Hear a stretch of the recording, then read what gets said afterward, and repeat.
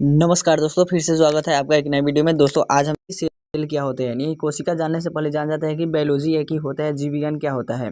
दोस्तों जीव विज्ञान जो होती है विज्ञान की वह शाखा जिसके अंतर्गत हम लोग जीवधारियों का अध्ययन किया जाता है, यानी जीव जंतुओं का अध्ययन किया जाता है, जीव विज्ञान कहलाता है, यानी कहें तो बायोलॉजी कहलाता है। ठीक है, अब कहता है जीव विज्ञान जो शब्द है वो जीव विज्ञान के शब्द का सबसे पहले प्रयोग जो है दो वैज्ञानिकों ने किए थे, एक थे लेमार्क और एक था ट्रेवरेंस। इन्होंने 1802 ईस्वी में जो था वो जीव विज्ञान शब्द का प्रयोग किए थे। ठीक है, जबकि प्रसिद्ध ग्रीक दार्शनिक एक अरस्तु वैज्ञानिक थे जिन्होंने जीव विज्ञान का क्रमबद्ध ज्ञान यानी कि विकसित किया।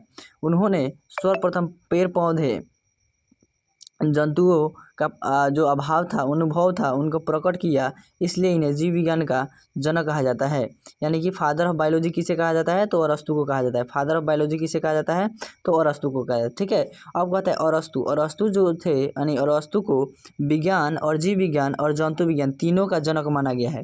अरस्तु को कितने विज्ञान का जनक माना गया है? 3 विज्ञान का जनक। कौन कौन? एक विज्ञान था, एक जीव विज्ञान, एक जंतु विज्ञान, यानी तीनों विज्ञान का जनक माना गया है अरस्तु को। ठीक है, अब कहता है कि जीव विज्ञान जो शब्द है वो दो शब्द से मिलकर बना है, ग्रीक के दो शब्द, एक होता है बायो, एक होता है लॉजी। बायो का अर्थ होता है लाइफ यानी कि जीवन, और लॉजी का अर्थ होता है स्टडी यानी कि अध्ययन।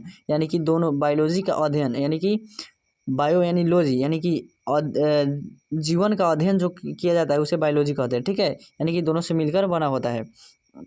और फिर आपका कहता है कि ये जो जो बायोलॉजी है उसको अध्ययन करने में सुविधा हो जाए, इस कारण से इसे दो भाग में बांटा गया है। पहला भाग होता है जूलॉजी यानी कि जंतु विज्ञान, और दूसरा होता है बोटनी यानी कि वनस्पति विज्ञान। इसलिए बायोलॉजी को दो भागों में बांट दिया गया है ताकि ये आसान हो जाए। थैंक यू, आज के लिए इतना ही। फिर मिलेंगे अगले वीडियो में, तब तक के लिए धन्यवाद।